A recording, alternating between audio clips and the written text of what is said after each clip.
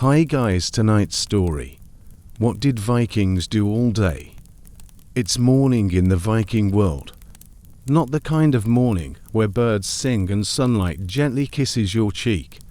No, this is the kind of morning where you wake up wondering if your toes are still attached, because it's cold all the time, even in summer. Somehow you stir beneath a pile of furs and itchy wool blankets, on a bed stuffed with straw. Not a mattress, straw. If you're lucky, there are feathers. If you're not, there are mice. You're sleeping in a Viking longhouse, which is basically a big wooden barn where the entire family, and sometimes livestock, sleep under one long roof. No walls, no privacy, just snoring and the scent of everyone you know. Plus goats. There's a central fire pit in the middle of the house. It's been burning all night, filling the air with a thick layer of smoke. There's no chimney. The smoke just kind of hovers.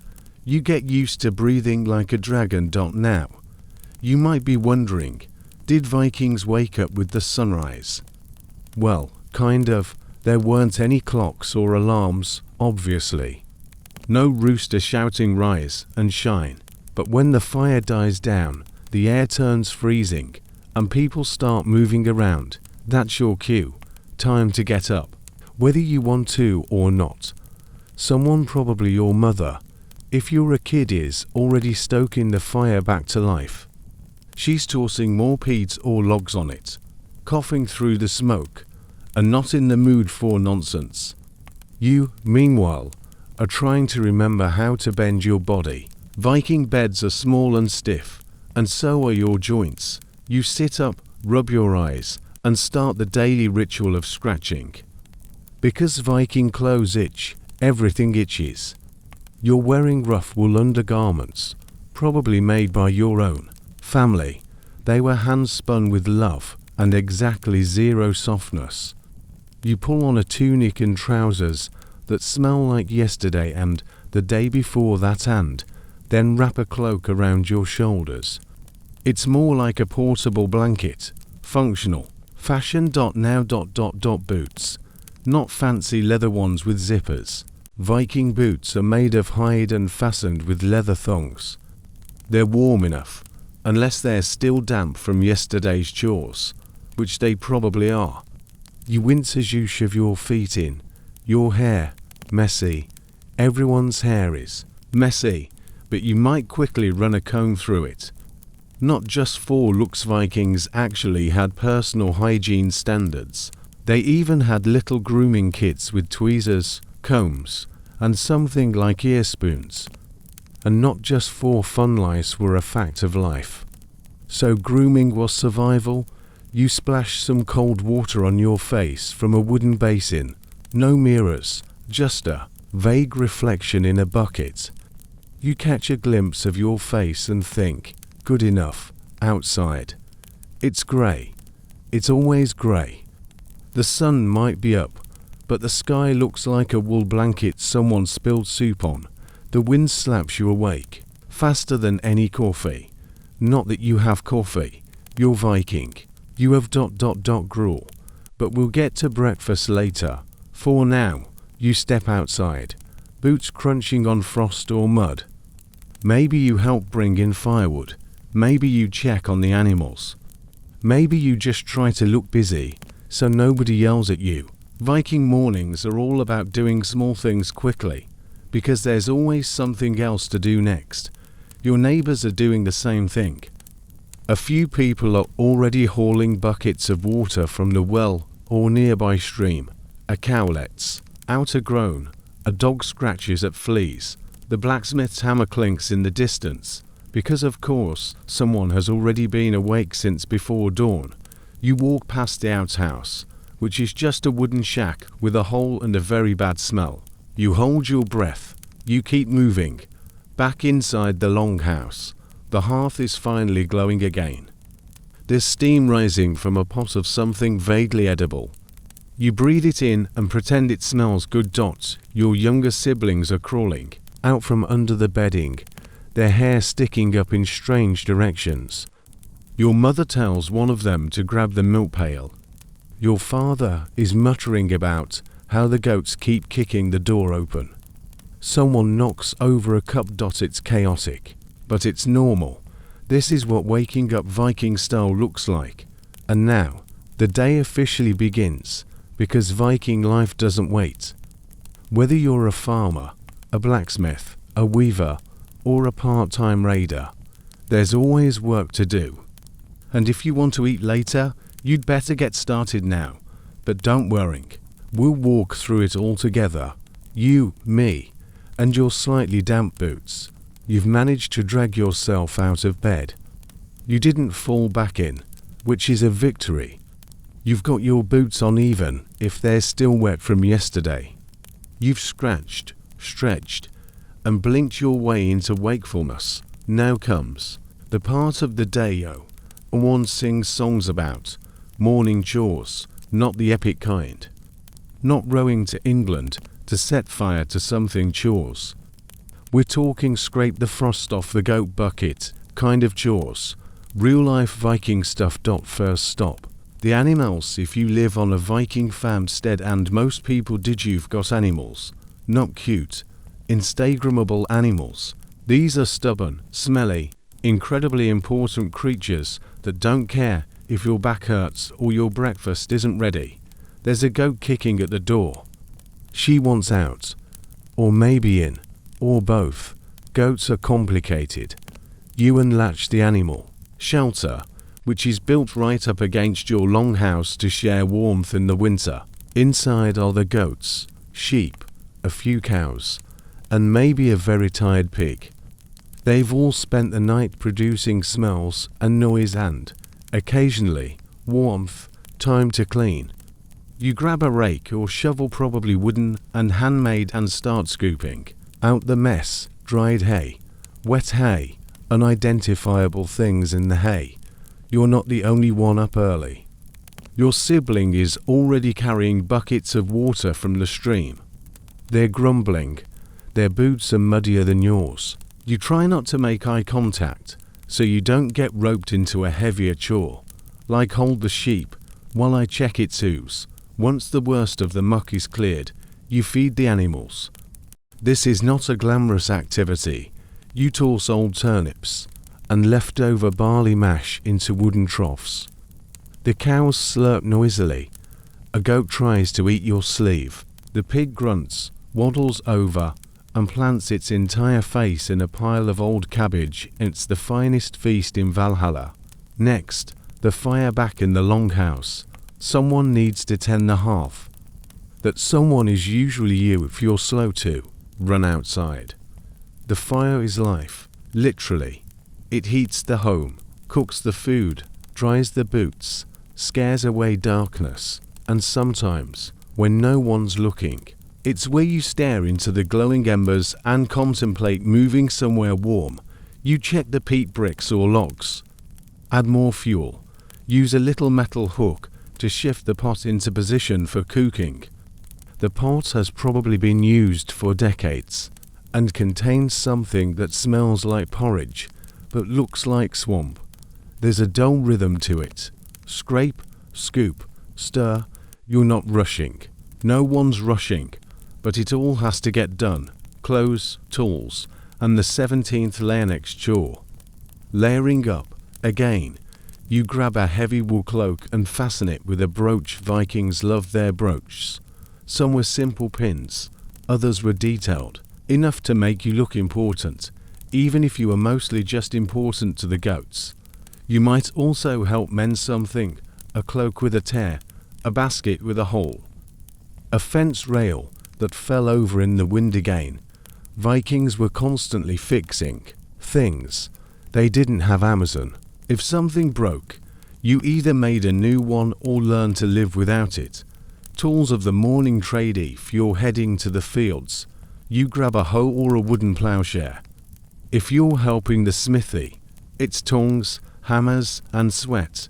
If you're staying close to home, it's spindles, knives, or looms. But everyone does something. Even kids. Children feed chickens, gather firewood, fetch water, and do all the little errands no one else wants. If you're a kid, you might be carrying a small pail of milk with both hands, teeth clenched because it's slashing all over your wool tunic and your toes are already numb. You might not be raiding villages yet, but you're definitely earning your keep. The cold is just always there. Let's talk about your toes for a moment. They're cold. They're always cold. Even in summer, you swear there's a breeze made of sadness following you. There's no central heating. The long house has a fire, yes, but it's a smoky one, and the heat doesn't travel far. Your nose is red. Your fingers are stiff. You rotate chores just to stand next to the soup pot for warmth. Sometimes you think about wrapping your feet in extra cloth, but that cloth was already turned into a new tunic for the goat, because the goat is more valuable than your comfort, teamwork, and grumbling by now. The longhouse is humming with quiet activity, no yelling, no Viking pep talks, just tired, capable people moving through their routines. Everyone knows what needs doing, and everyone secretly hopes someone else will do it. You pass your grandmother as she kneels by a loom. She's muttering about sagging threads and cold knees. You nod respectfully and sneak an extra scrap of dried apple from the pantry. A dog walks by, looking for crumbs. A sibling calls out that the sheep has escaped again. You sigh. Another day, another round of chores that look exactly like yesterday's and tomorrow's, but that's Viking life. It's less about glory and more about getting through the next hour with all your fingers still attached. And maybe, just maybe, some warm porridge at the end of it.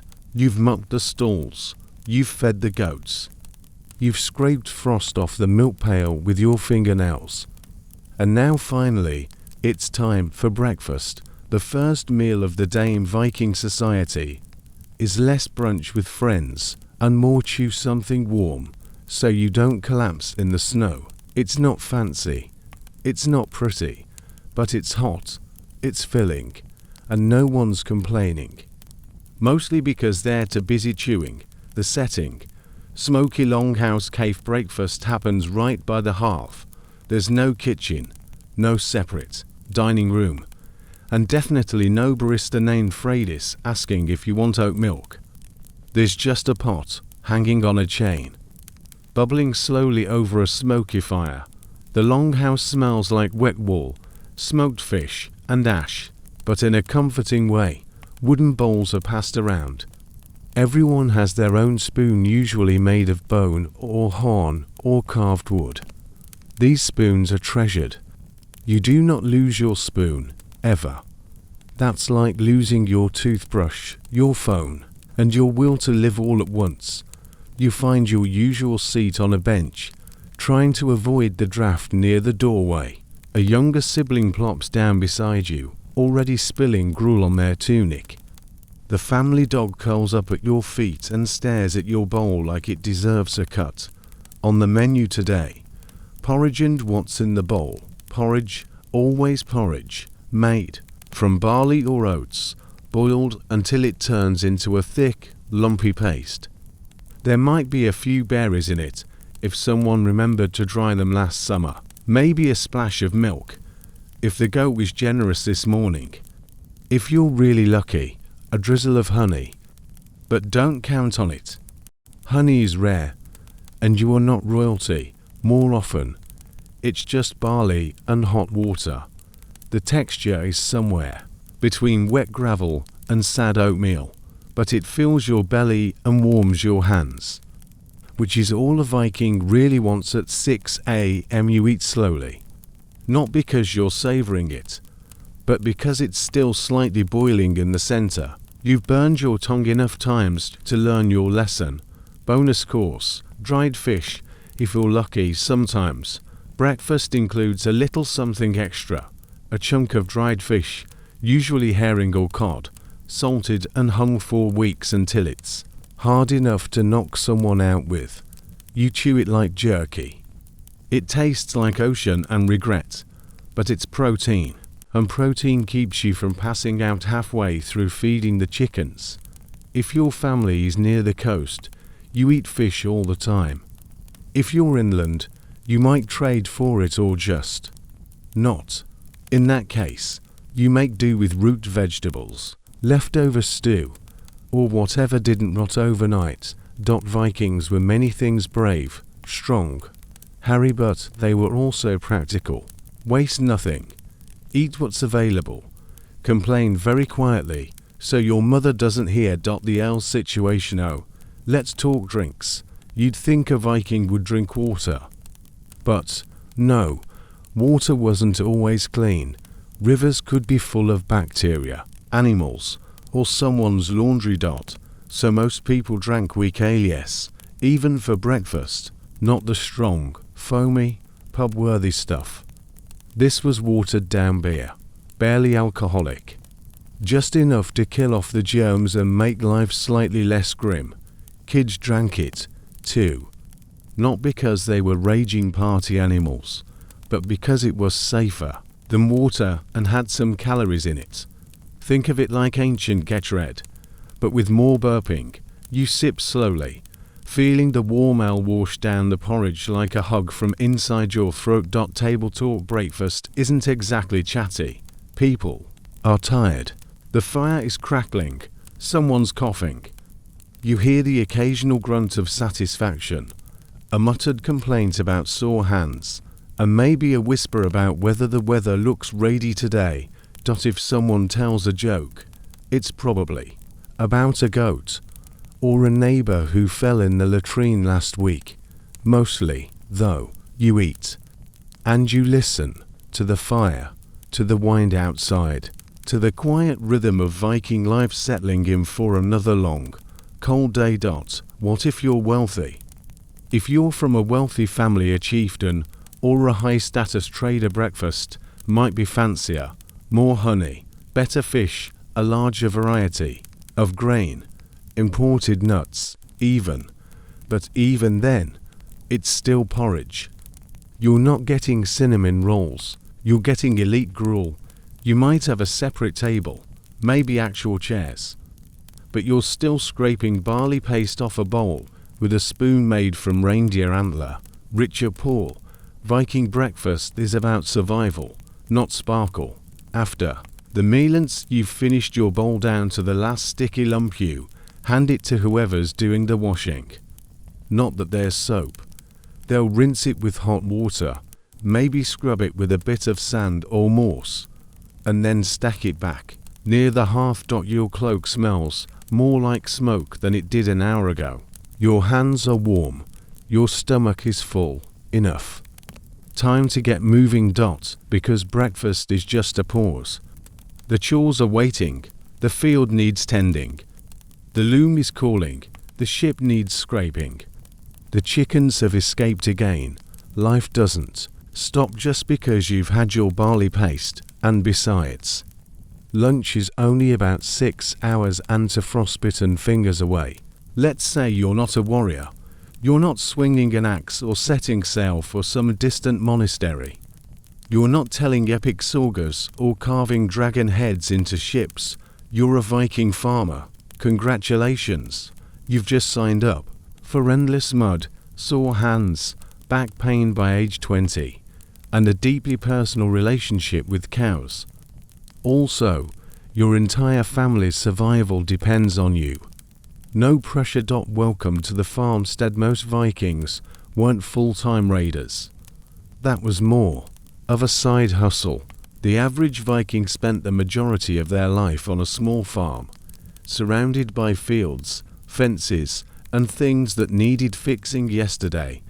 Your home is a long house built of timber, thatched with turf or straw, and insulated with whatever was handy. Moss, mud, maybe a bit of sheep's wool. It's cozy, if you squint. Around you are pens for animals, a wooden barn, a small vegetable garden, and fields that stretch toward a horizon full of cold wind and low-hanging clouds. It's not much, but it's everything. The tools of the hard trade don't have tractors, You don't even have proper plows, at least, not like the fancy ones from down south. You've got a scratch plow, called an ard. It's basically a crooked stick with a sharp tip, dragged behind an ox. It carves shallow furrows in the earth and kicks up about as much dirt as a very determined chicken, but it works. Sort of. You also have simple tools, wooden spades, stone or iron hoes, woven baskets for carrying crops, and pitchforks that wobble suspiciously when you lean on them. You make repairs constantly. You sharpen blades with whetstones. You patch buckets with leather strips. Your hammer has a name. You do not trust your wheelbarrow. The rhythm of the seasons here. Whole farming life is ruled by the seasons. Not a calendar, not a phone alarm, just the sky, the sun, and what the goats are doing. Spring means plowing and sowing seeds. The earth is cold and wet. You slosh through fields while birds shout at you. Summer is weeding, tending, and worrying about drought, storms, and goats in the barley. Fall means harvesting, cutting grains by hand with sickles, hauling them home, threshing them in the yard while your arms feel like they're falling off. Winter, that's the resting season, except you're still feeding animals, spinning wool, repairing tools, chopping firewood, and desperately hoping the turnips don't rot. Farming is a full year, full body, full brain job. And it's never done. Let's talk crops. So what are you growing out here? Mostly barley and rye, sturdy grains that don't cry when the temperature drops below freezing. Barley goes into bread, porridge, and ale. Rye becomes a dense, chewy loaf that could double as a doorstop. You might also grow oats, beans, and peas. Maybe a few hardy vegetables, onions, cabbage, and turnips that fight you all the way out of the ground. No tomatoes, no potatoes, no sugar, nothing sweet unless you're bribing bees to share their honey. If your land is good, and that's a big if, you might have surplus to trade, but mostly you grow just enough to feed your household and sometimes not even that. Oh look, livestock. Your animals are not pets. They are walking, mooing, clucking life insurance. Cows give milk. That milk becomes butter, cheese, or sour slop. You pretend is a treat. Goats do the same, but noisier. Sheep give wool, milk, and mild side-eye. Chickens give eggs when they feel like it. Pigs give bacon, eventually, but until then, they eat everything, escape constantly, and stare into your soul. You feed them, clean them, fix their fences, chase them down when they escape, and talk to them more than you'd admit. Sometimes you threaten them, lovingly. When the work doesn't end even after the big jobs, plowing, planting, harvesting are done, there's still a mountain of tiny work.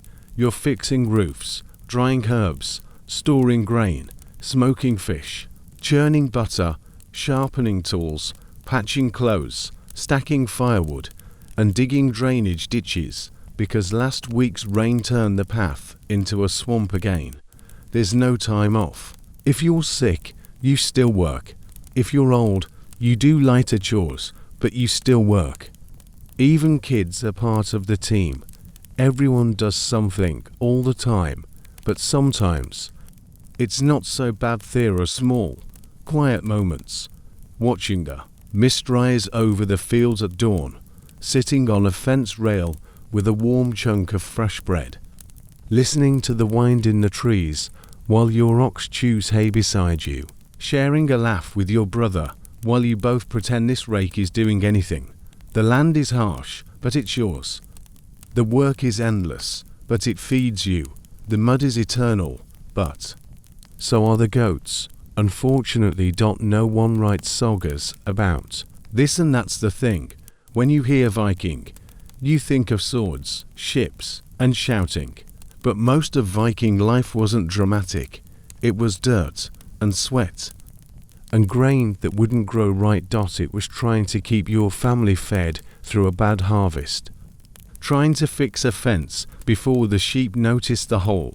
Trying to dry your boots by the fire without setting them on fire. But without farmers, there were no warriors, no ships, no soggers, just empty bellies and cold nights.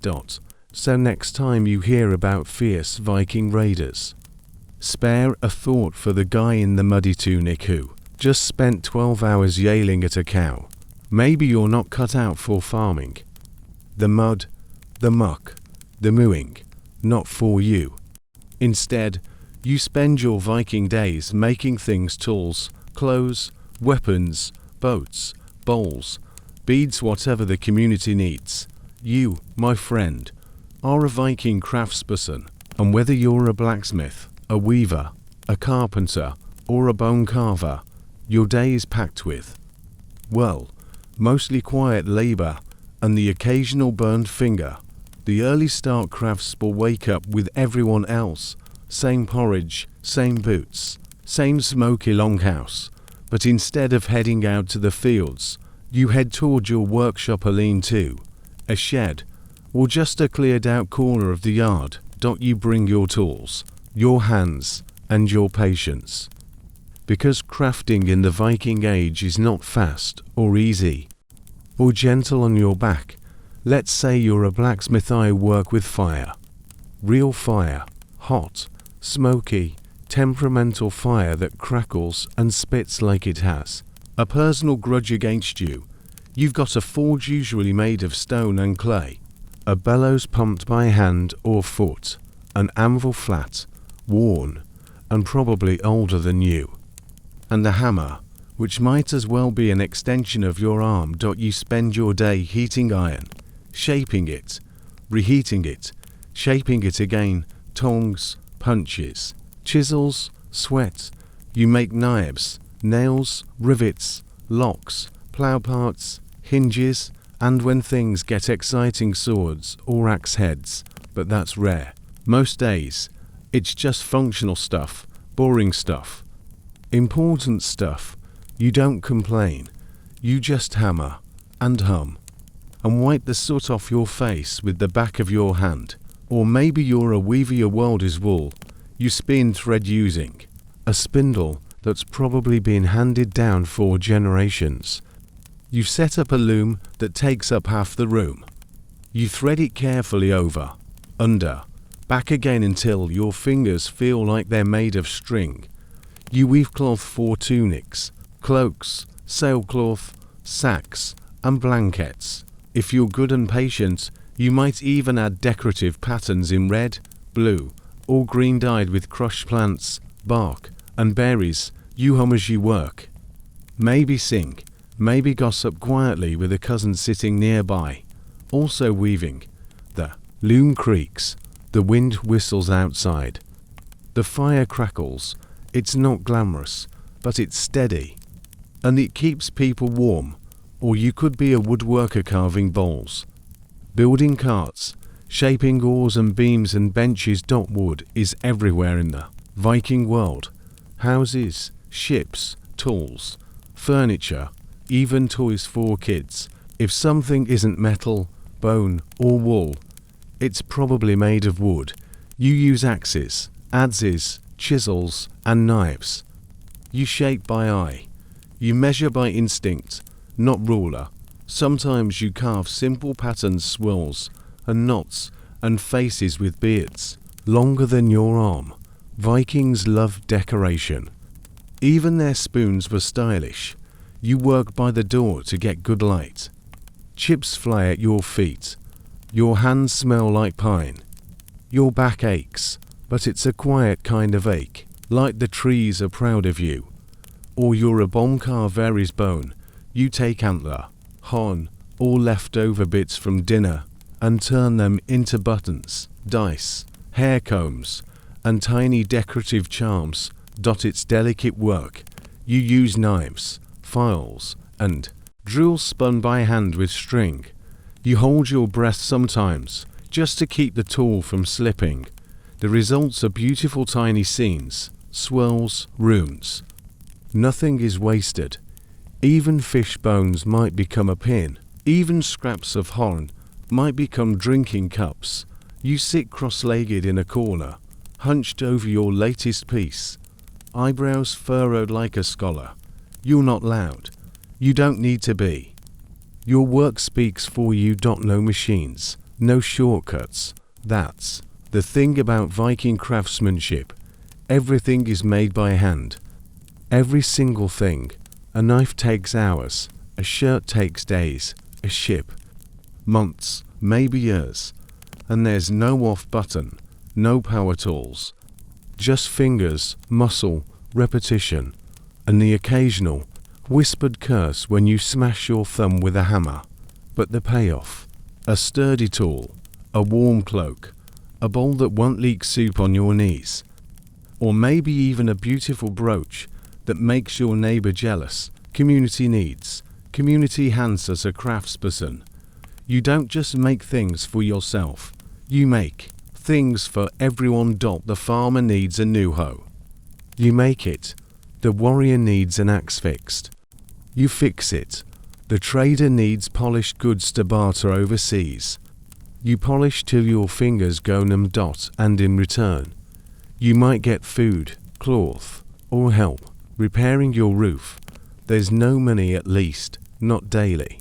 It's trade, trust, teamwork, and a lot of patience. The pace of the day. Your day is long, but it's not frantic.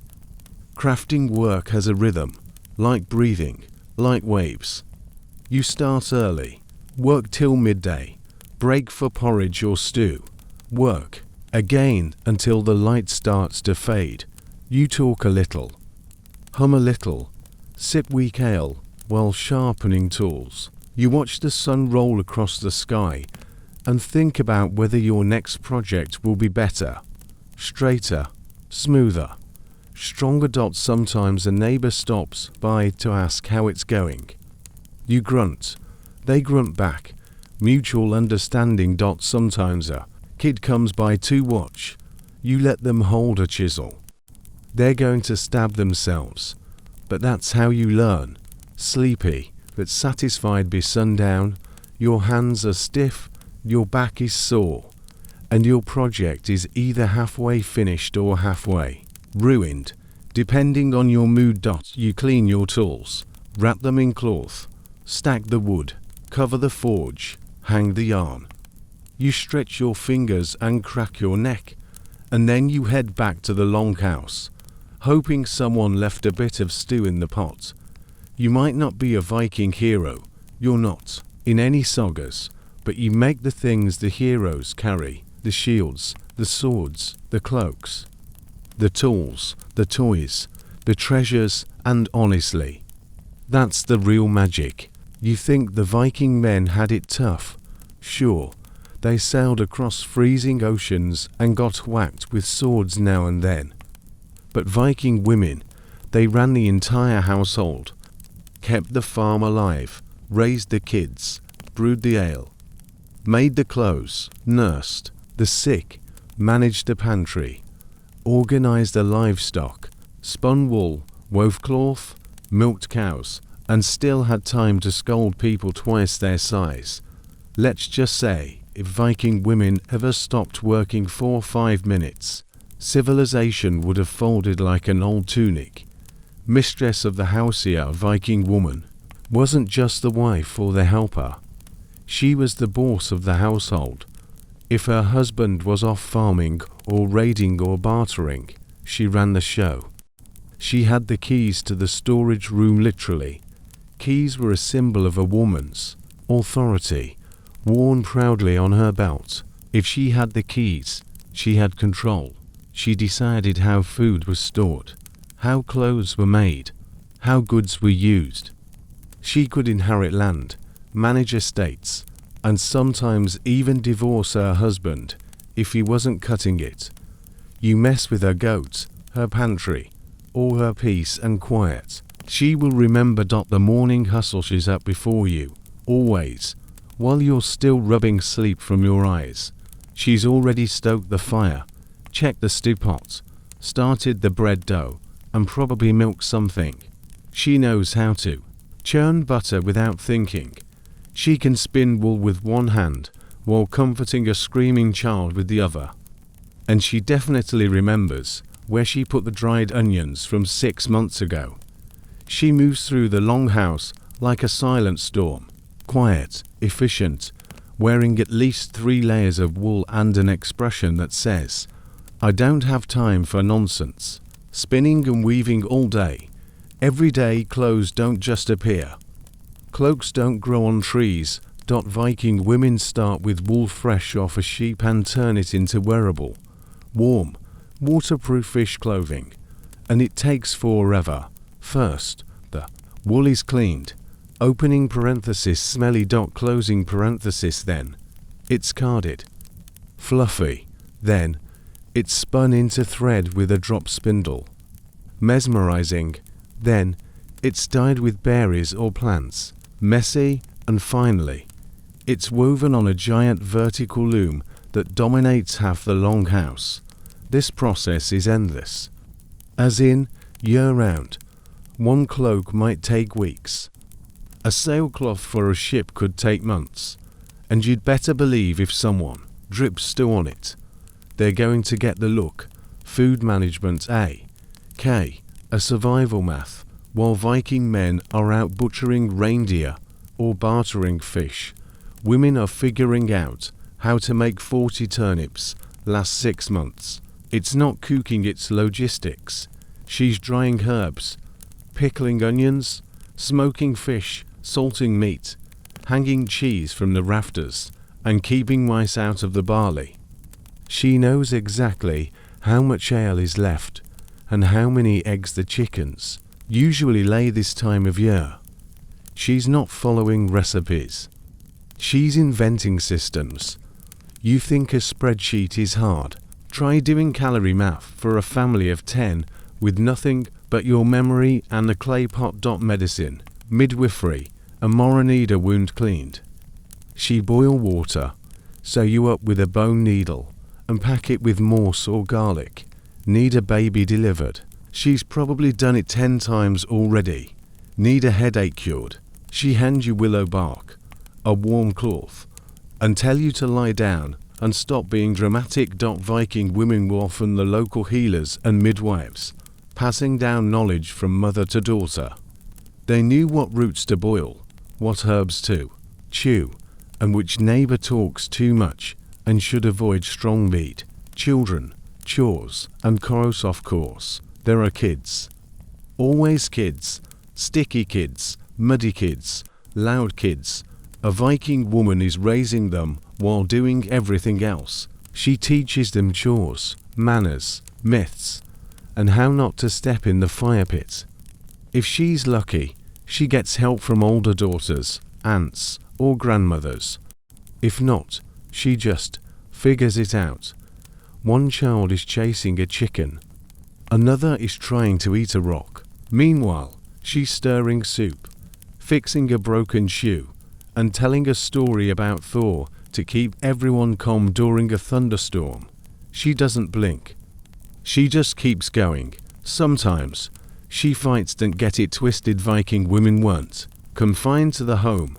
There are sagas and graves suggesting that some women picked up swords and went to war. Maybe not often, maybe not always, but when it happened, it was remembered.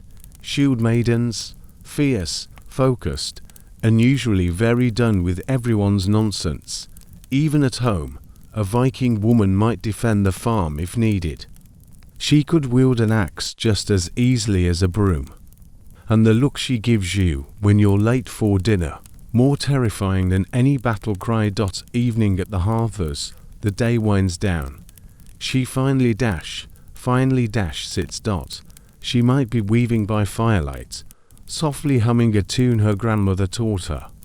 She might be darning a sock while listening to the men argue about fishing again. She might even sip a small mug of ale and stare into the flames, letting her bones settle. She's tired, always, but proud. And when someone compliments her stew or thanks her for the new tunic, she gives a small nod. That's enough.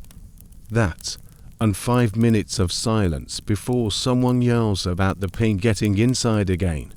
The real foundation of Viking life. You want to know how the Viking world kept turning. It wasn't the raiders. It wasn't the warriors. It wasn't even the traders with their fancy silk from the east. It was the women. The ones with rough hands, steady eyes, and full days. The ones who kept the fire burning, the children fed, and the whole longhouse from collapsing into chaos. They didn't ask for glory. They just got things done. And that's legendary. A day in the life of a Viking kid. You've been born into a Viking family. Congrats, you're small, slightly grubby, and probably named after your grandfather's goat. Or your aunt's favorite thunder god. Either way, welcome to the 9th century. Your life is short, muddy, and strangely full of chores. But also, if you're lucky, fun. Let's single quotes take you through a day in the life of a Viking kid. And yes, there are chickens involved. Waking up in a pile of people and blankets, your day starts early. Not because you're well rested or excited, but because someone stepped on you. The family all sleeps in one big smoky room, curled under wool blankets and sheepskins. The fire's still smoldering. Someone is snoring. A goat is inside. Again, you sit up, hair sticking up like a frightened hedgehog, and start your day. Your first task. Not trip over the dog on your way to the door. Morning. Tasks A. K. A tiny chores for tiny hands. You don't get a break.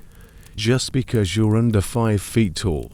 Viking kids are expected to help out as soon as they can stand without falling into a bucket. Girls and boys both help with gathering firewood, fetching water from the stream without falling in. Ideally, feeding animals and not getting pecked by the rooster. Again, stirring porridge burnt. Or well, older kids might help herd sheep, scare off crows, or watch the baby while mom finished spinning wool. Your reward, porridge with maybe, just maybe, some honey in it. You dream of honey and naps. Learning the ropes through life and yelling. There's no schoolhouse here, no desks, no homework, no algebra. Lucky. Instead, you learn by doing and by watching the grown-ups. You learn to swing an axe by carrying 1/2 your height. You learn to cook by burning a few things first. You learn when it's best to be quiet by watching your dad's face after he trips on a goat. Boys often follow their fathers around, learning farming, fishing, or fighting. Girls follow their mothers, learning weaving, cooking, and keeping everyone alive. It's a constant game of monkey see, monkey do, with the occasional monkey gets yelled at for breaking a jar of pickled turnips. Midday mischief or brief moments of actual fun. Believe it or not, Viking kids do get to play. Not a lot, but enough to keep from going completely morsy in the brain. Your toys aren't made of plastic or powered by batteries. They're wood, bone, or whatever someone carved when they were bored. Popular games include knuckle bones, basically early dice, made from animal bones, mini swords carved from sticks, tag, except the ground is 70% mud and 30% goat droppings, stone skipping on the river, and a version of chess called Nefertaf. If you're really feeling smart, you also climb things you shouldn't, fall off things you shouldn't, and then try not to cry in front of the older kids. Trouble it finds. You're a Viking kid. You're surrounded by axes, animals, and open fires. Of course you're going to get into trouble. Maybe you knock over the ale pot, accidentally let the pigs out, try to fish with your hands and fall in the river, break your sister's spindle run. There's no time-out chair, but there is a very firm lecture and possibly some extra goat herding duty. And maybe your grandmother sighs and mutters about children these days, as if she wasn't catching eels with her teeth at your age. Stories by firelighters. The day winds down. and the sky goes orange and purple. The family gathers around the hearth. This is your favorite time. Not just because the stew smells good and your toes are finally warm, but because the stories begin. Viking parents and grandparents tell tales of Odin the one-eyed wanderer, Thor, smashing giants, and goats alike Loki, causing chaos as usual sea serpents longer than the fjord's brave ancestors who did cool stuff. Probably you listen, wide-eyed, pretending you're not scared of the dark.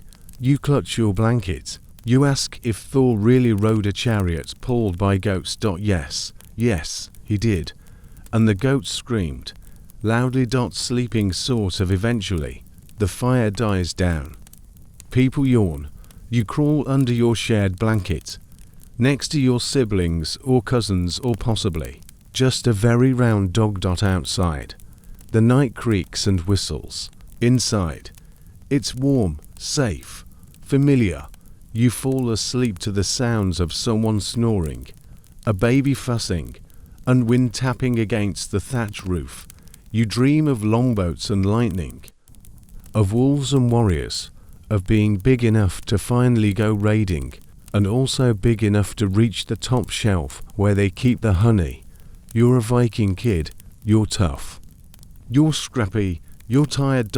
And tomorrow, you'll do it all again with slightly less porridge on your face. Longhouse living, cozy or claustrophobic.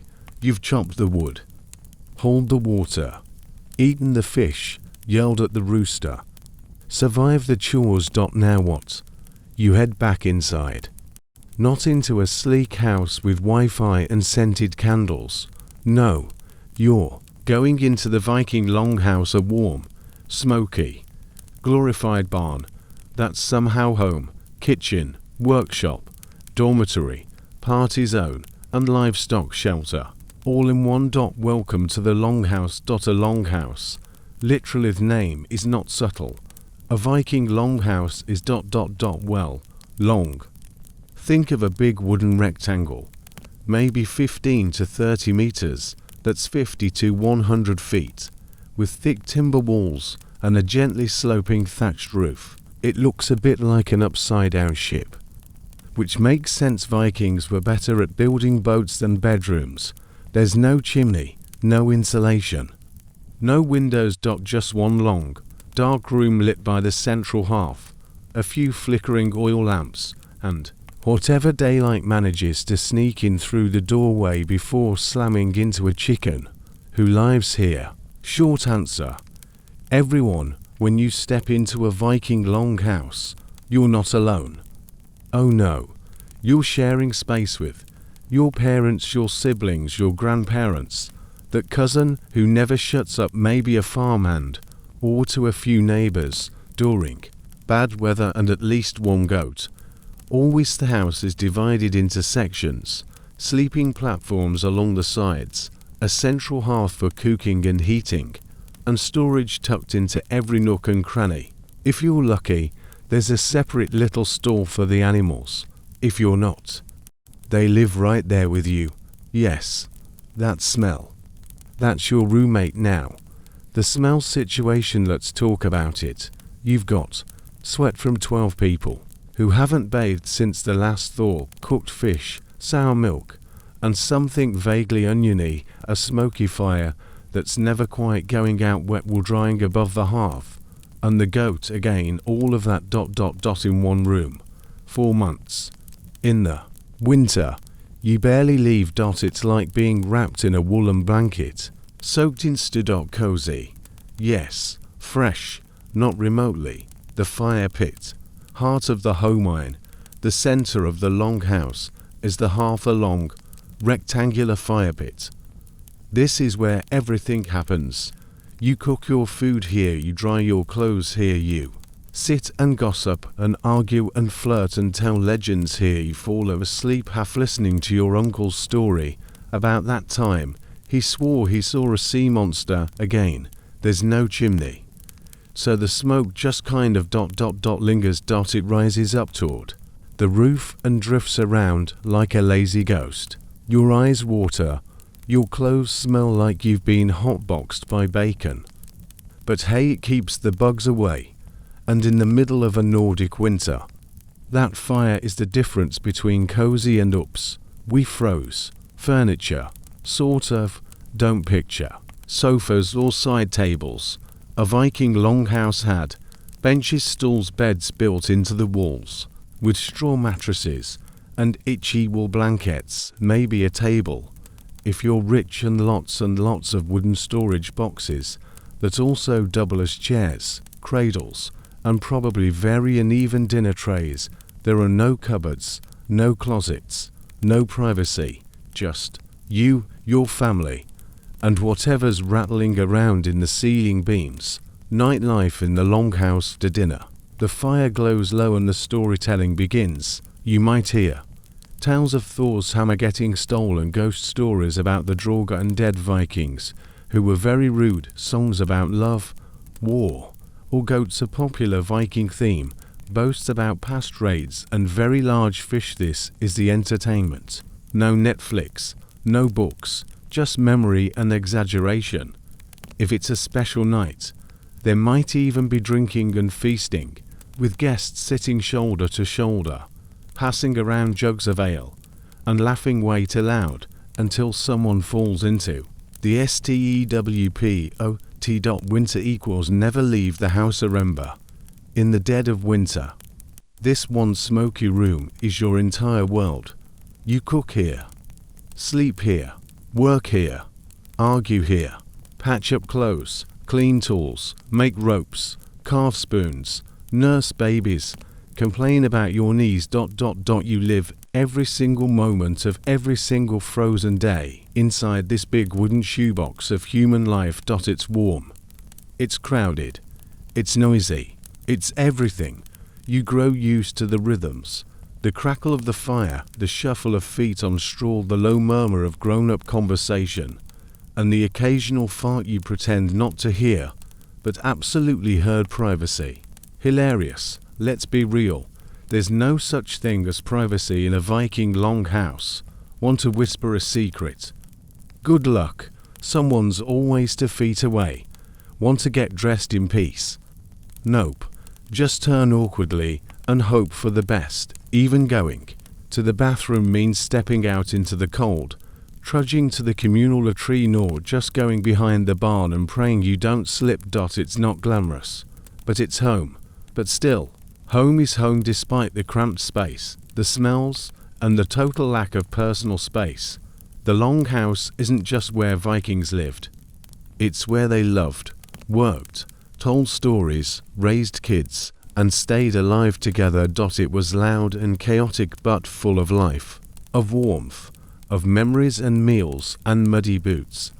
And when the wind howled outside and the snow fell thick and silent, there was comfort in being wrapped up in that strange, smoky little world with all the people and goats you knew. It was rough. It was real. It was Viking life. And now, it's bedtime. So snuggle under that wool blanket, ignore your cousin snoring, and let the fire crackle you to sleep. What did Vikings wear, and how much did it itch? You've just rolled out of your straw bed. The longhouse is chilly, your feet are cold. The goat is staring at you again. You stretch, yawn, and think, what should I wear today? Don't get too excited. There are no Viking fashion influencers, no Viking Zara, no closet full of options. You're about to put on the same outfit you wore yesterday, and the day before, and possibly every day since last spring. Let's get dressed. Layers on scratchy layers first. The underlayer, a simple linen tunic. It's the only thing that feels vaguely boeathable. It's long, a little loose, and still smells faintly of last week's stew, because laundry days are infrequent. Washing clothes in a freezing river is not exactly a daily habit. Next comes the wool tunic over it, heavy, warm, scratchy. Think of it like a wearable sheep. Then you throw on wool trousers if you're a man, or a wool dress if you're a woman. Either way, you're now a walking ball of woven livestock, natural fibers, natural smells. Viking clothes were made from whatever they could spin, shear, or trade for. That means wool from sheep, linen from flax, sometimes leather from animals, and the occasional fancy silk. If you were rich or raided someone wealthy, color came from natural dyes, plants, bark, berries, so you might get a nice earthy green, dull blue, mustard yellow, or something that suspiciously resembles pond water dots, but the fancier the color, the higher your status. If you had deep red or blue clothes, people notice dots. If everything you own is beige and grey, you're probably a farmer or a goat. Or both. Men's Viking fashion. Battle casual. Here's the average Viking man's outfit. Linen shirt, wool tunic, over it wool trousers, tied with a belt, leg wraps called winningers. Basically wool strips wrapped around your calves, so you don't trip over your pants, in the mud. Leather shoes, flat, handmade, and very will fall apart in the rain. Chic, a cloak fastened with a brooch, because nothing says I might raid you later like a good cloak. If it's cold, you might add a fur cape. If you're rich, your belt buckle has runic bling, and if you're trying to impress someone, a beard comb. Always. Women's Viking fashion. Layers and brooch. Viking women dressed with practicality, but also a bit of flair.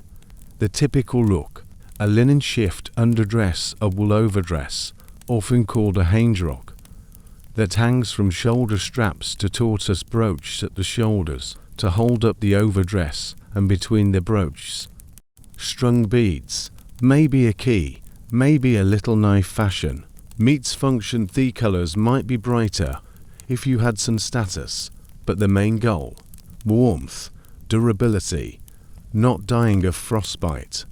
Hair was often braided or tied up. Jewelry was simple but lovely, bronze or silver, often with animal or knotwork designs. Makeup? Not really, though you might apply a little soot to your eyes to reduce sun glare. Basically, Viking eyeliner. Children, mini Vikings in training. Kids didn't have special fashion. They wore the same basic layers as adults, just smaller and even more. Dirt dash covered. Tunic, wool layer, belt, shoes if you're lucky. That's it. Also, half the time, toddlers just ran around barefoot, half naked, and suspiciously sticky, which is honestly kind of timeless. Accessories. Viking starlets accessorize.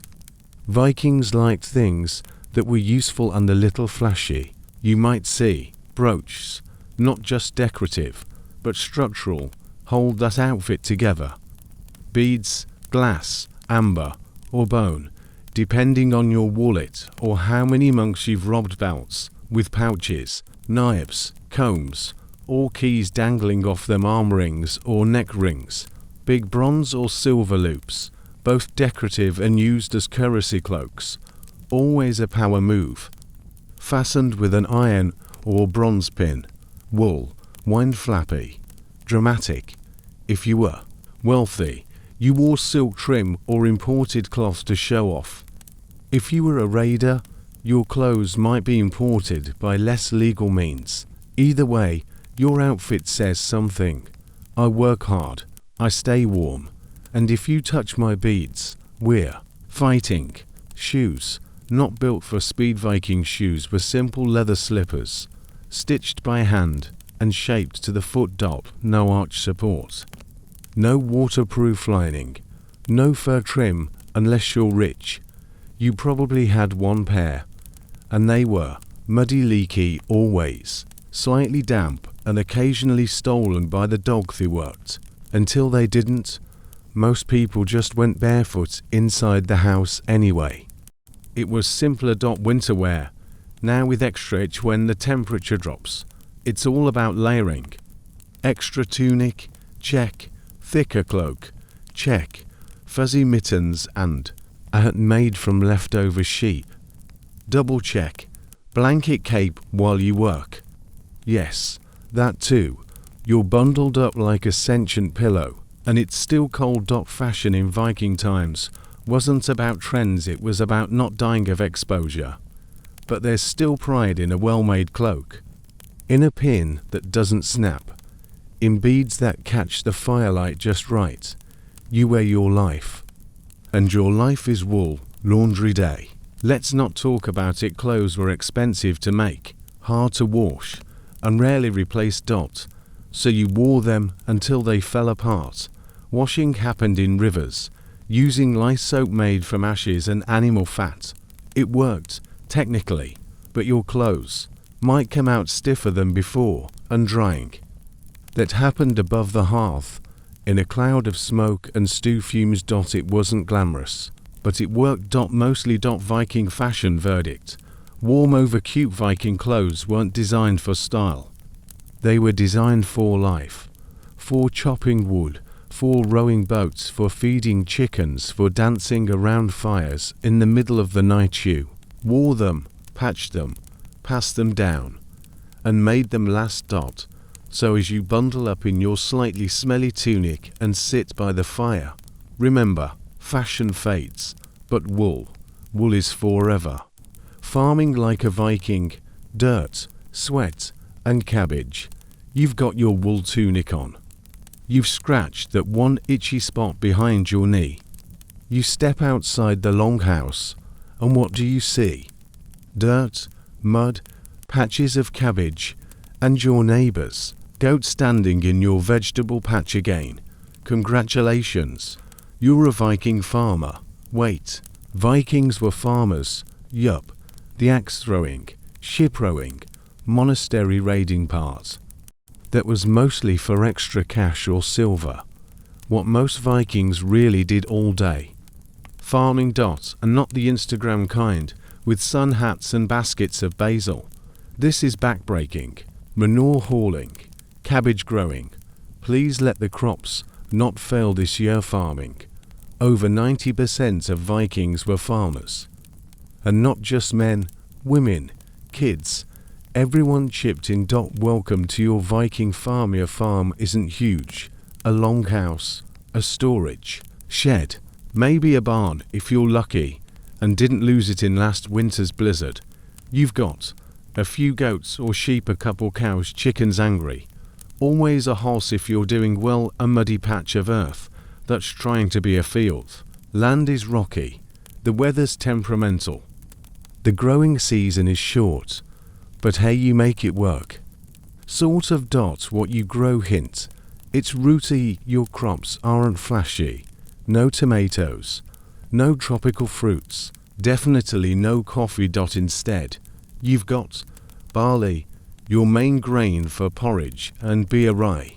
Good for bread, bad for variety. Oats, more porridge. Cabbage, hardy, crunchy, smells like regret when boiled. Turnips, earthy, weird, occasionally disappointing. Leeks and onions, for flavor, and for making your stew not taste like sadness. And flax, for making linen, not eating.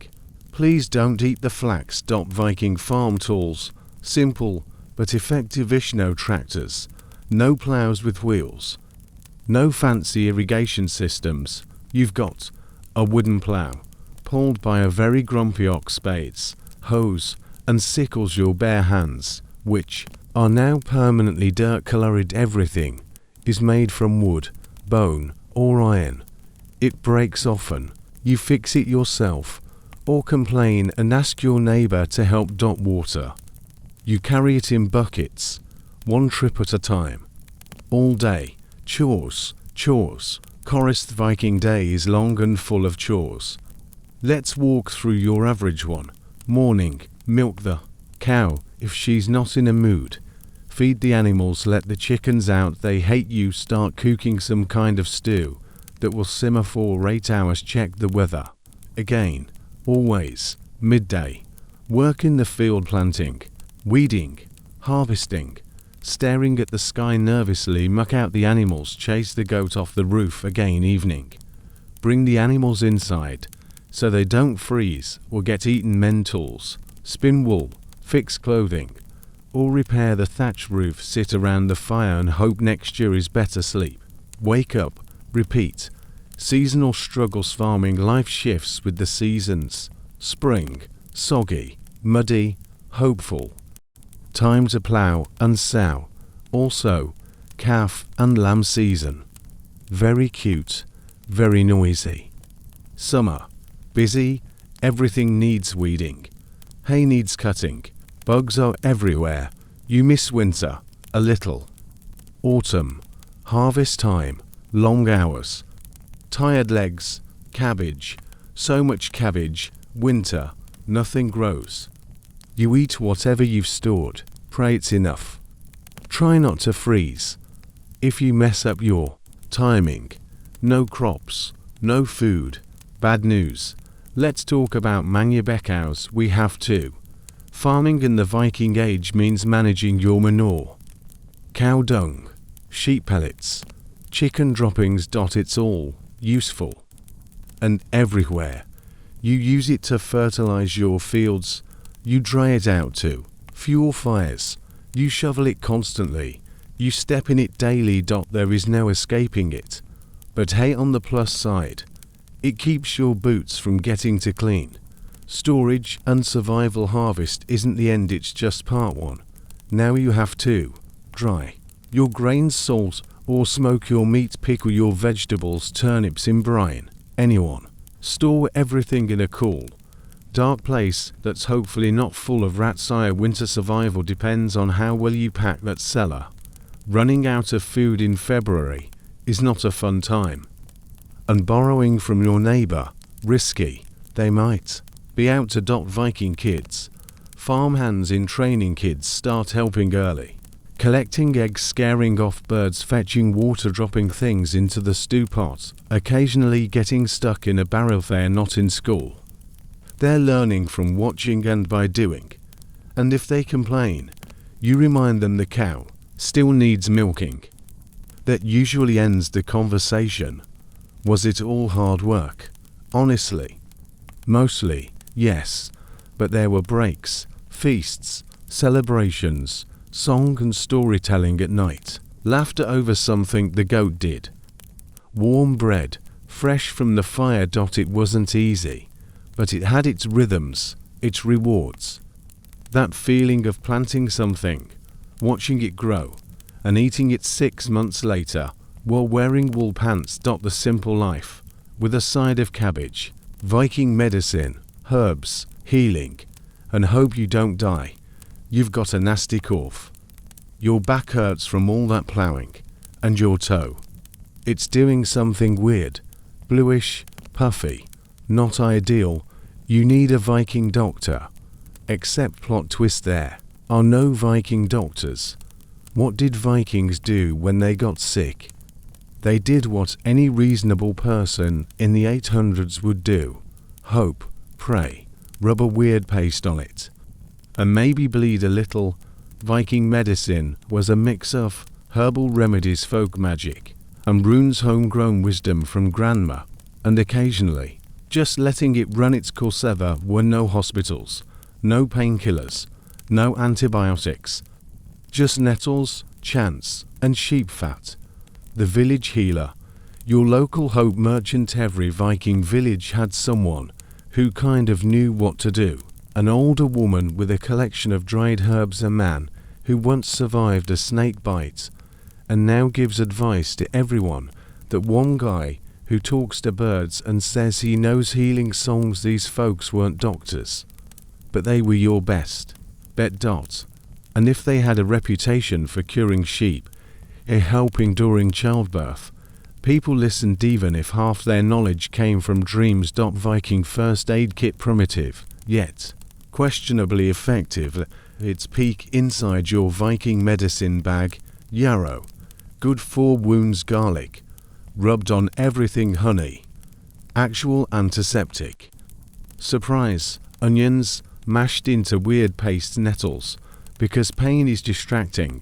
Mosses and lichen, because nature looks helpful, right? Also, animal fat, bone marrow, ashes, and spit, Many treatments involved heating things up and applying them directly to your skin, or chanting, or both. Got a toothache, chew on a clove, or drink some mead, or pull it out with pliers. Yes, dental care was pretty much, if it hurts, remove it. No fluoride, no toothbrushes, no braces. You might use a twig to scrape stuff off your teeth if you were fancy, but mostly you just lived with the pain and hoped that tooth didn't become your undoing. Broken bone, dislocated shoulder, lay still, wrap it tight. Pray to Thor. Bones were set by eye and feel. Splints were made of wood and cloth. There was no anesthesia, so someone would just hold you down. You might get some mead to dull the pain, or pass out from it. If it healed, great. If not, well, you're now the village weather forecaster. My leg says it's going to rain, a cold, a fever, general mystery illness. Here's the general cure.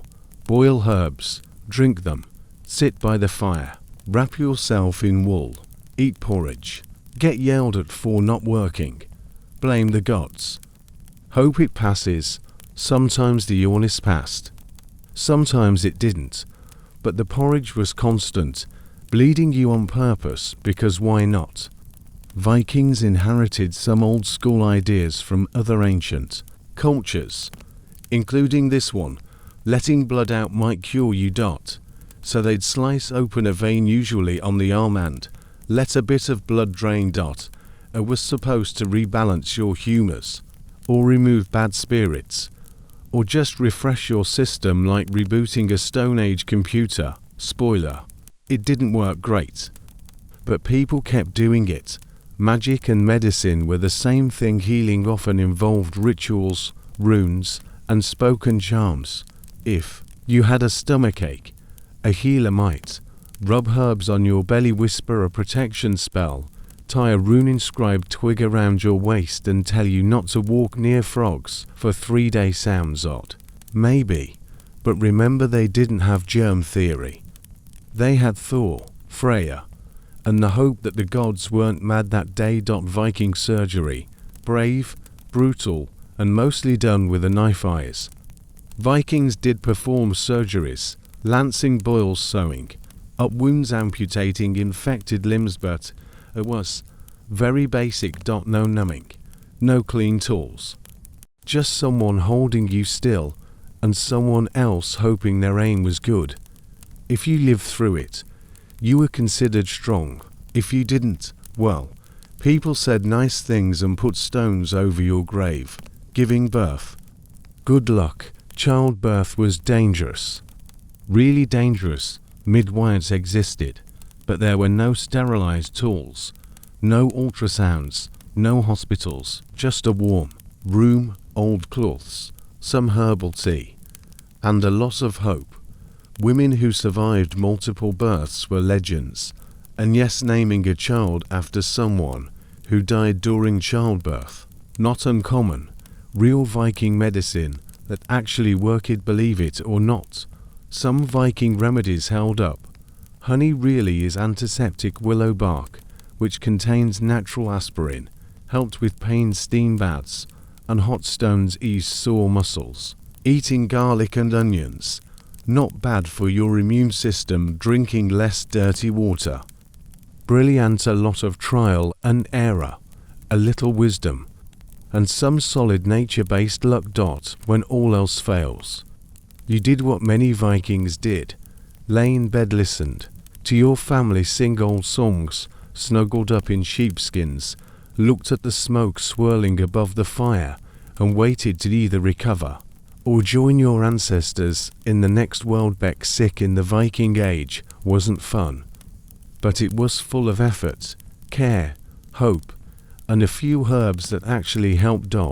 So if you're ever stuck in a time travel situation and catch a fever, just find the old woman with the wooden spoon and the herb pouch.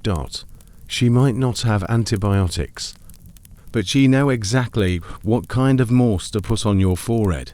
Viking kids, chores, sagas, and wooden swords. You're born into a Viking family. Congratulations. You have no idea what's going on, but the world smells like goats, smoke, and fish, and the moment you can stand up without falling over. Guess what? You're put to work. No nap time, no cartoons. Just small chores, strange stories, and the occasional sheep chase. Let's see what your Viking childhood would have looked like. First, forget about toys or used. Did Viking kids play? Yes, but not like modern kids with screens and squeaky plastic things and snacks with mysterious dust on them. Viking kids had wooden toys, carved horses, boats, swords, spinning tops, because even Vikings needed something to distract. Toddlers' animal bones, used like dice or jacks, mud and imagination. Timeless combo siblings to wrestle with. Also timals. Basically, everything was DIY. If it didn't come from a tree or a goat, it probably didn't exist. Chores. So many chores. From the moment you could walk, you were expected to help. If you were a boy, you might feed the animals, haul firewood, watch the sheep, learn to swing a tiny axe, adorably dangerous. If you were a girl, you might stir the spin, will sweep the floor, help mom make cheese, or at least not eat it early. There was no child labor law. The law was if you don't help, we all freeze or starve. Learning by doing. I'm watching closely. Viking education wasn't about books or blackboards. It was about copying adults and listening to stories. Want to be a farmer? Watch your dad plant barley. Want to be a weaver? Sit by your mom and mimic her hand motions. Want to be a warrior? Follow your uncle into the woods and hope he doesn't forget you. Everything was passed down orally. No pencils, no paper, just memory, practice, and stern nods. Boys, tiny warriors in training. Boys didn't just run around with wooden swords because it was cute, though it was. They were training. By age 10 or so, boys practiced wrestling, swordplay, shield drills, archery, running, climbing, throwing things. It was all about preparing for manhood, which Viking terms meant fighting, sailing, and lifting very heavy things while looking calm about it.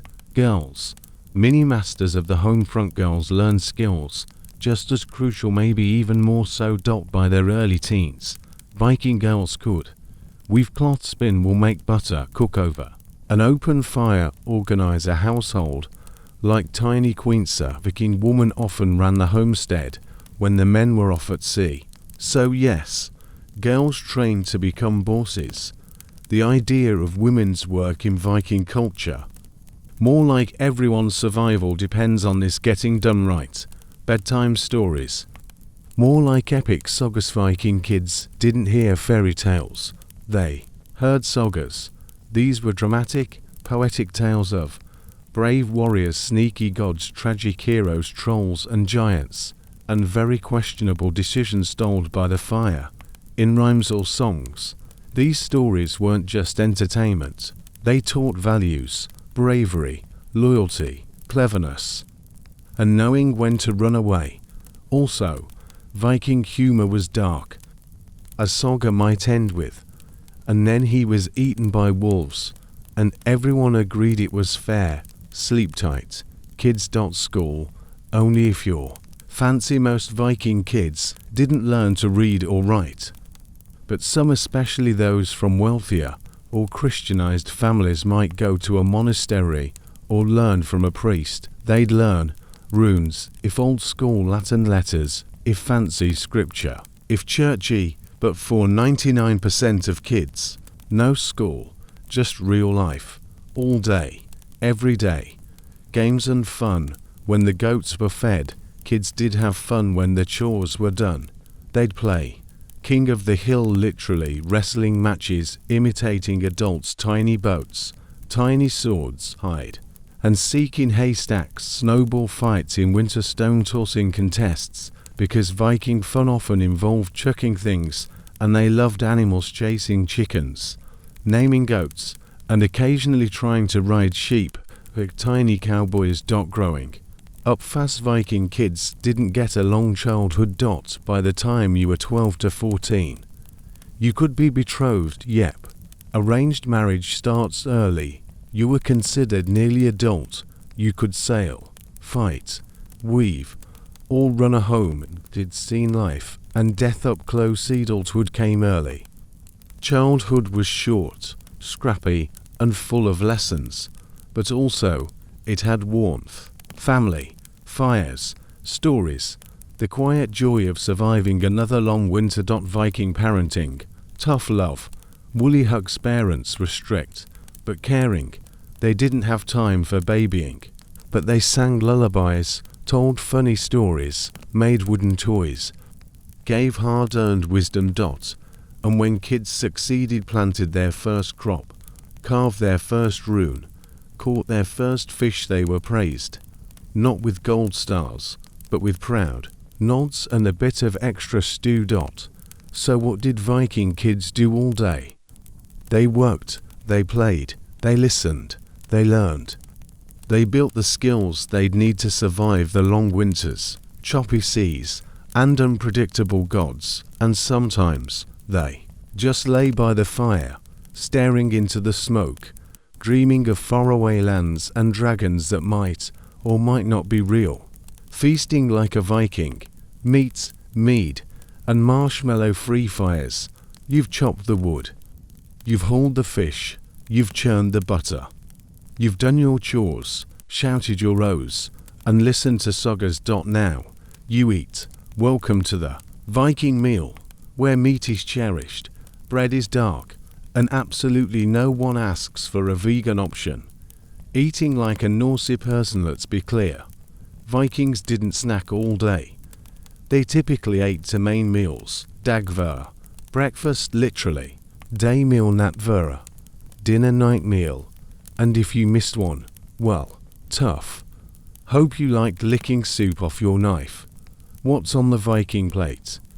If you're picturing massive turkey legs and overflowing goblets, like some medieval cosplay banquet, slow down. Viking food was simple, local, and often whatever survived winter.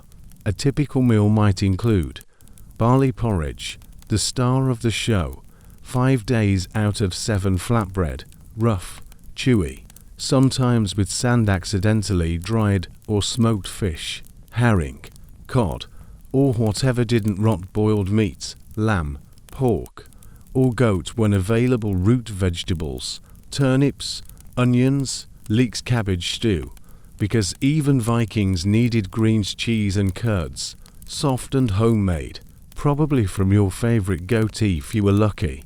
There'd be wild berries or honey as dessert. If you were really lucky, someone didn't burn the stew. Let's talk meat, because Vikings loved meat, but meat was a luxury. Most families couldn't slaughter animals often. They needed them alive for milk, wool, and pulling carts. So meat was saved for feasts, dried, smoked, or salted to last through winter, boiled in stews to stretch further, and if there was a feast, you'd get roast lamb, ox, or even horse, which shocked later Christian Vikings. Oh, and don't waste anything. Every part of the animal was used: tongue, stomach, brains. A true nose to tail buffet. Viking veggies. Absolutely's, they ate vegetables. No, they didn't call them plant-based options. You'd find cabbage, leeks, turnips, onions, beans, wild herbs like garlic, mustard, or nettle, seasoned mostly with salt or herbs, sometimes vinegar, and almost never with flavor explosion. Still, a well-cooked Viking stew could be hearty and delicious, especially after working all day in the rain. And what did they drink? Water, occasionally, but mostly mead, fermented honey water. Sweet, strong, and perfect for toasts. Ale, made from barley or rye, thick and murky. Buttermilk, tangy and nutritious whey, the leftover liquid from cheese making. Hydrating, probably. Wine, Only if you were rich or had connections down south. Vikings didn't sip casually. They toasted loudly, dramatically, and with heartfelt speeches about Thor, ships, or how nice the star turned out. The Viking feast. Now this is where things got lively. A proper Viking feast could happen for weddings midwinter, Yule victories, births, good harvests, someone surviving a wolf bite seriously. That called for ale. And at these feasts, the food flowed freely. But more importantly, so did the stories. People sang, they recited sagas, they boasted a Viking tradition, and they challenged each other to games, riddles, or wrestling. It was part party, part performance, part very loud dinner. No silverware, no problem. Vikings did not use forks, they used knives for cutting, and eating wooden spoons for soups and stews. Their hands, because when in doubt, grabbit plates were often wooden or trenchers, flat pieces of bread that soaked up stew and were sometimes eaten afterward. Napkins, nope, just the back of your sleeve. The whole was the heart. Feasting didn't always happen in kitchen, it happened in the longhouse or the chieftain's hall. Picture it, a long, smoky room, fire crackling down the middle, benches on each side, jugs of ale being passed around, someone carving meat while telling a world story about Loki and the fish. It wasn't glamorous, but it was warm, communal, and full of life. And it beat sitting outside in a snowstorm chewing on frozen turnip. Feasts had rules even. The wild Vikings had manners, sort of. Don't speak while chewing. Share what you have. Don't insult the cook unless you can outrun them. Always toast the gods, especially Odin, and try not to fall into the fire after your third horn of mead. And then, the clean up. What clean up? Kids might scrape the bones for broth. Dogs licked the floor. Leftovers were either saved, buried, or forgotten in a corner until spring. Very eco-friendly. Sort of. So, what did Vikings do when they weren't rowing, fighting, or fixing fences? They feasted.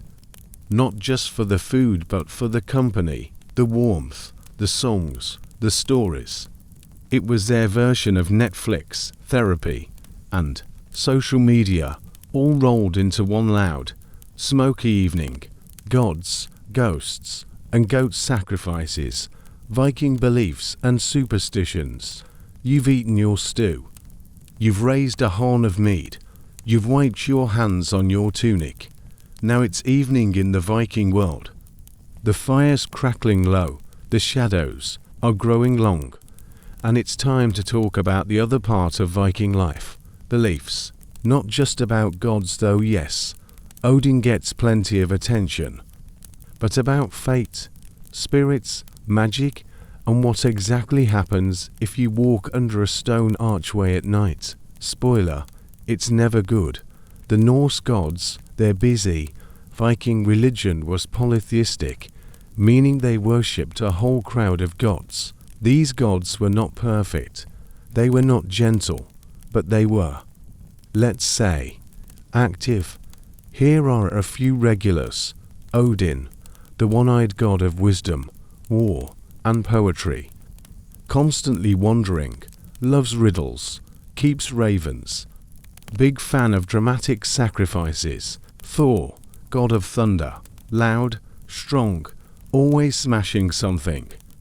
Travels with a hammer and a pair of goats. Freya, goddess of love, fertility, and war, rides a chariot pulled by cats. Don't mess with her. Loki, god of mischief, a shapeshifter, trickster, chaos creator. Definitely the cousin who ruins family gatherings. Frey, god of fertility and sunshine, carries a sword that fights by itself. Nice guy. And that's just the start. There were also dozens of local spirits, lesser deities, elves, giants, and creatures who lived in mountains, under the sea, or possibly in your barn. Worship was practical there weren't churches. In Viking times, most worship happened at home in groves or sacred spots around standing stones inside temples, like the famous one at Uppsala, complete with golden statues and animal sacrifices. There were block sacrificial feasts where animals, usually goats, pigs, or horses, were offered to the gods in exchange for luck, health, or a good harvest. Blood was sprinkled around, including on people. Meat was cooked and shared. And everyone hoped the gods were in a good mood. If not, well, there's always next season. Everyday superstitions things might have been tough, but they were also very superstitious. They believed the dead could return if not properly buried. Spirits lived in the land. Disrespect a tree or rock, and you might get cursed. Runes had power. You didn't just carve them for fun. Fate was woven by 3 goddesses, the Norns, and you couldn't escape your thread. Also, don't whistle indoors. Don't sleep facing north. Definitely don't steal from a grave mound, unless you're cool with HAUNTINGS. Magic was real. Obviously, there were magic workers in Norse society. Some feared, some respected. Seeresses Volvas, women who practiced seer, a kind of prophetic magic. They used staves, chants, and sometimes herbs to enter trances. Runimasters, people who carved secret messages into wood or stone, sometimes to bless, sometimes to curse. Shamans and wise women who used charms, herbs, and spirit journeys to heal or hex. Magic wasn't spooky fantasy. It was part of daily life. If your cow got sick or your boat kept sinking, you called someone who knew things. Ghosts, Draugr, and the undead Viking ghosts weren't gentle wisps floating around in nightgowns. They were loud, angry, and physical. They were called Draugr, and dead beings who could leave their graves, grow to enormous size, and cause real trouble. Signs of a Draugr nearby included sudden cold groaning sounds, doors opening by themselves, the family goat refusing to go into the barn. If you suspected a Draugr, you might have to rebury the body with weapons and stones on top, burn the corpse, or, if you were feeling brave, fight it. Most people just moved away. What happens after you die? Depends. If you were a warrior who died bravely, Valkyries might carry you to Valhalla, Odin's Hall of the Slain. Endless fighting by day, endless feasting by night. Or you might go to Folkvanga, Freya's Field, a little less axe throwing, a bit more peace and beauty. Others went to Hell, a shadowy underworld ruled by a goddess of the same name. Not exactly hellfire, just cold, quiet, and uneventful, drowning at sea. That might send you to Ran, the sea goddess, who liked to collect sailors for her watery hall. Vikings didn't think of death as the end. It was just another destination. The end of the world was scheduled. Vikings had a whole myth for the apocalypse. It was called Ragnarok, and it was intense. The gods fight the giants, the world burns, the sea swallows the land, wolves eat the sun and moon. Pretty much everyone dies, except a few humans who hide in a tree. They repopulate the world, the sun is reborn, and life starts over. It's dramatic, yes, but also kind of hopeful. The world ends, the world begins. Again and again, like seasons, like waves, like bedtime stories that always start with so. Belief was everywhere. Belief shaped Viking life. You wore a Thor's hammer around your neck for protection. You left offerings on stones. You blessed your boat before a voyage. You told stories of gods around the fire, not just to entertain, but to explain.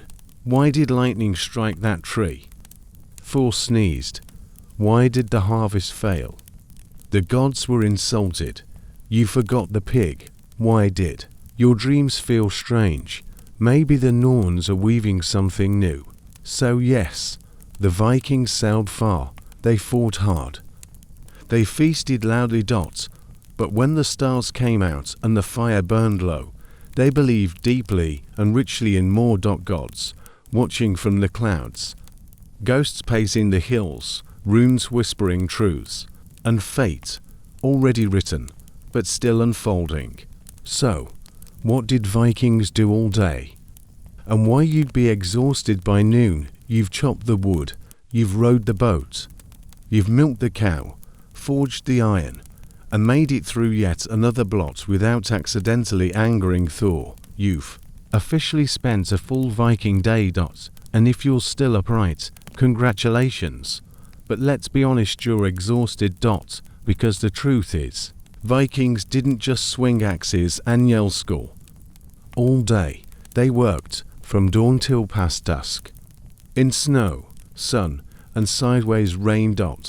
So let's pull it all together, one cozy, slightly muddy picture of what Vikings actually did all day. Mornings came early and cold, no alarm clocks, just roosters, sheep, and the occasional cold nose of a barn cat. Viking homes weren't draft-proof.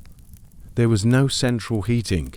You woke up to the smell of wood smoke and the sound of someone already stirring the porridge.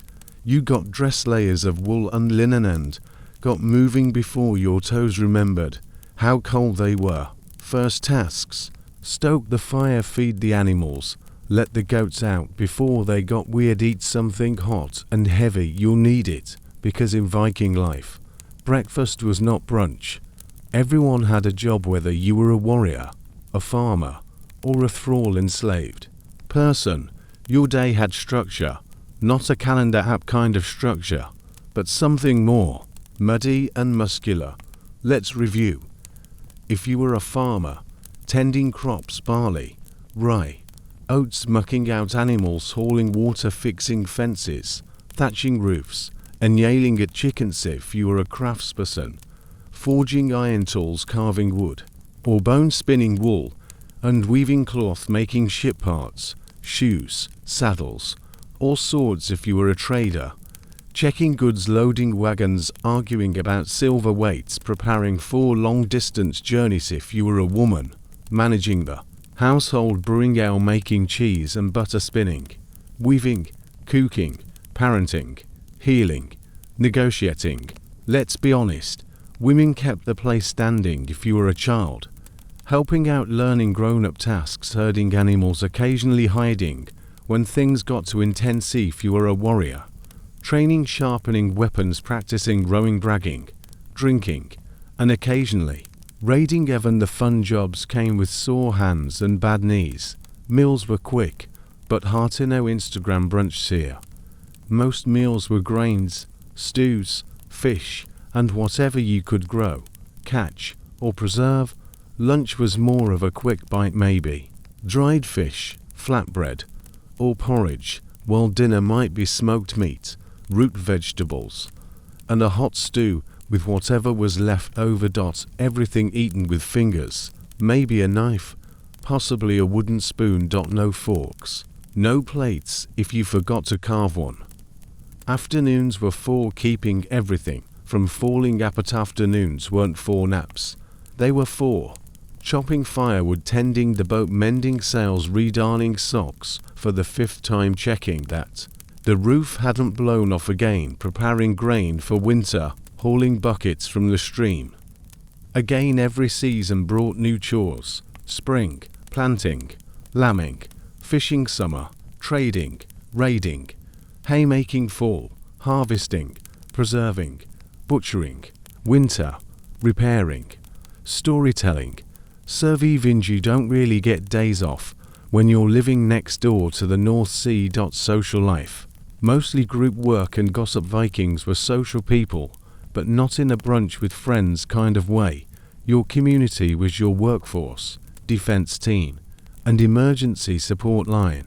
You saw people at the thing, assembly meetings, at feasts and blots, on trading trips or market days, while fishing, building, or brewing something strong enough to forget the fishing and building. You also heard stories, epic tales, sagas, and family history spoken aloud like audiobooks with better hair. Nightfall meant rest, sort of, when the sun dipped low, and in winter. That happened by afternoon. The day began to wind down, sort of. You fed the animals again, covered the fire to keep the coals warm overnight, maybe did some weaving or carving by firelight, listened to someone tell a story about trolls, gods, or that one time Uncle Bjorn fought a goose and last then you crawled under furs, beside family, maybe next to the goats, and passed out from sheer exhaustion. So, what did Vikings do all day? They worked, they survived, they built boats and carved gods, and made jokes about cold toes and angry sheep. They raised kids and chased chickens. They traded across continents. They believed in fate and ghosts and the power of a well-timed toast. They lived in long houses and slept near firelight. They dreamed of glory and hoped not to freeze. They wore wool and carried knives and didn't waste anything, not even time, because when you live close to the edge of the world, every hour counts, and you've now survived a full Viking day, without raiding, rowing, or chopping off any limbs. You've fed the cows, you've whispered to the gods, you've listened to 15 chapters of the past, and now it's time to let it all drift away. The fjords, the fire, the clink of chainmail and the crunch of barley bread, the sound of waves, the hum of an old Norse lullaby. The Vikings are going to sleep, and so are you. SKL, dreamer, sleep well.